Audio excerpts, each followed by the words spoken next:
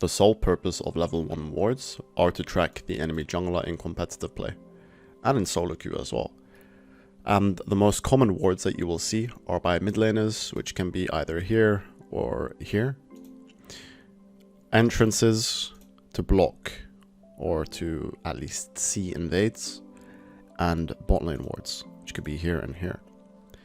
Now, if you're able to get wards onto the enemy buffs, which are also quite common, and I would say the most common rather, what that does is you will see where the enemy jungler starts. And the importance of this is once you see, let's say blue team sees the enemy jungler start red or even raptors, what happens is you now know that the enemy jungler is going to be bot side, unless he invades, does free camps and invades.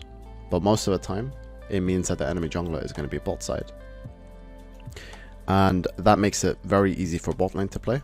It makes it very easy for just blue team to plan out what to do. An example of this is Knight warding here and Raptors, which then spots Tarzan on his third camp, which gives JDG the confirmation that they need that Wukong is pathing down towards bot lane, which makes it very easy for JDG to plan their early game according to what they want to do during this game.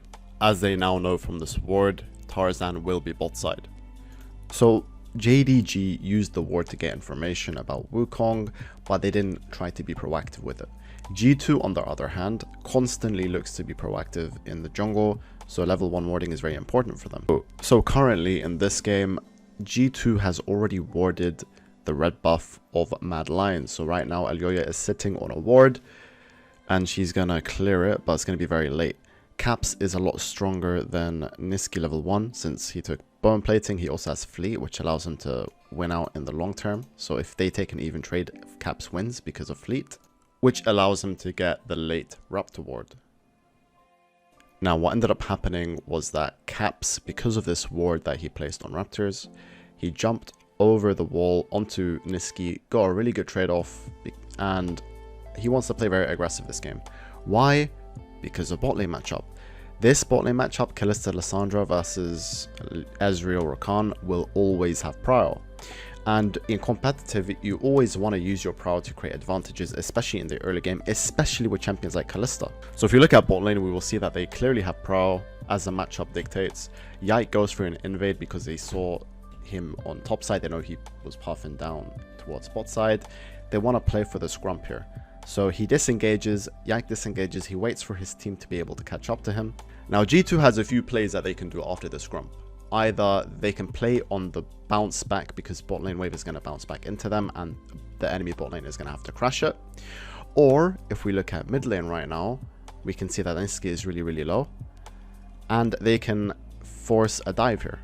The dive ends up going quite well, very easy, just flash W, no counterplay at all.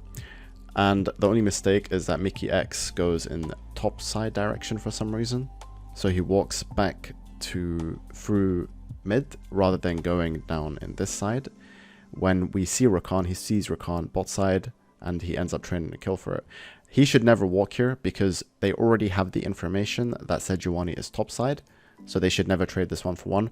But other than that, I hope that this video shows you guys the importance of level 1 wards and what level 1 wards can give you. This is a very brief introduction to it. There's a lot more plays that you can do level 1, but I just wanted to give you guys a quick intro. So I hope you guys enjoyed, and please like, comment below what you want to see next.